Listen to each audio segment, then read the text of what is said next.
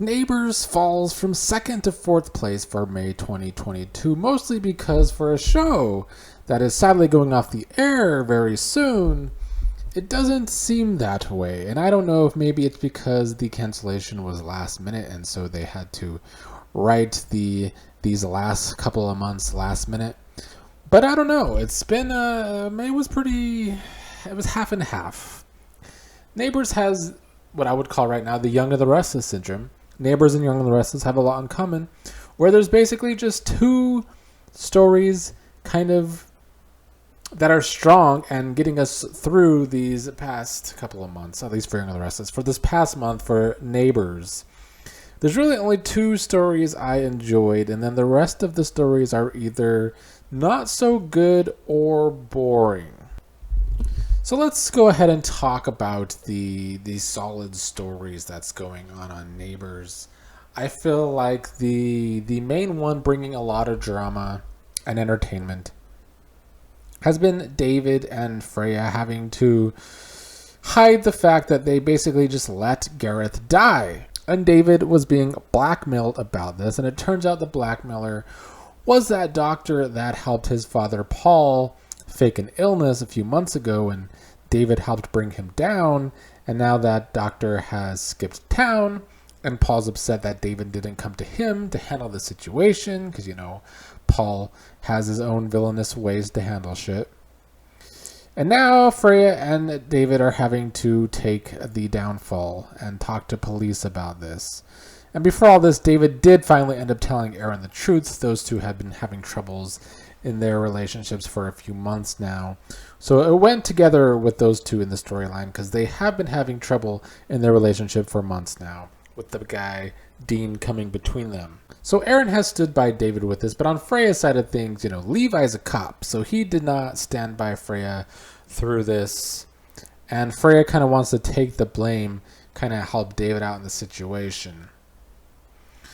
Now, this story definitely is the story that brought the drama for this show, because I don't really feel like any of the other stories brought any entertaining drama. But this one was strong enough, and it was really strong enough the first half of May, which is why Neighbours didn't fall any more down, even though I feel like I could have docked Neighbours a few more spots, to be honest.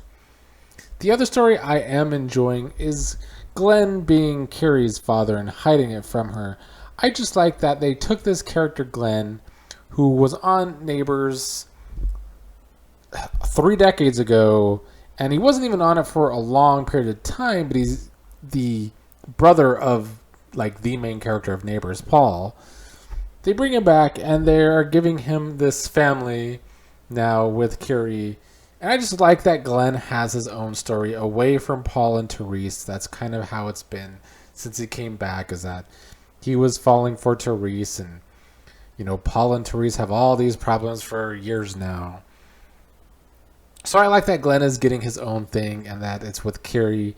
Carrie's mother comes to town, and Glenn's been having to hide from her, because if she sees Glenn, then Carrie's going to finally find out that Glenn is her father. And some other characters have been suspecting that all this time that Glenn is spending with Carrie is weird, like he's into her, when it turns out he's just her father. Carrie and Chloe have been getting close after they tested Carrie and Nicolette together for the past couple of months, with Carrie moving next door to Nicolette. But towards the end of May, the interesting part of this story is Paul and Nicolette coming together, because Paul's thinking Glenn is not holding up his end of the bargain to kind of stay away from Therese and not pursue her in a relationship. And Nicolette is overhearing Glenn and that he's hiding something and nobody knows what this is. So Nicolette and Paul, who have this history together of not getting along whatsoever, are going to team up to find out just what Glenn is hiding. So I like that part of the story, using character histories between those two. So those are the two strong stories on Neighbours. Some of the weaker stories, Roxy and Kyle left, which I think made a bit of a hole in Neighbours, unfortunately. But I'm assuming they left to make way for some returning characters for the past as we get down to only 2 more months of Neighbours. I'm not feeling this Ned Harlow stuff. We had this quad triangle kind of between Ned, Amy, Harlow, and Corey. This guy Corey from England, but Corey seems to be up to something where Harlow is concerned. It all seems to be part of some plan by him. But I am just not feeling this, and I don't really think that Ned and Harlow have this kind of chemistry that I want to see as a couple. So I'm not like rooting for them to get together after they've had to be apart these last few months after kind of connecting while on a camping trip or whatever it was. So yeah, not feeling that story. The whole fashion stuff that's been going on, the character of Montana, not doing a whole lot for me either. Because it's like, come on, guys, this coming into May, there was only 3 more months of Neighbours, and these are the kind of stories you're peddling out that are just kind of boring and flimsy. It's kind of like the show regressed, and it's probably not the show's fault. They probably got this cancellation news, and that changed a lot of things. But I really felt like the start of this year, Neighbours was really bringing good drama and good like couple drama, classic soap opera shit. And it was like even doing better than Home and Away, in my opinion, which always brings high drama.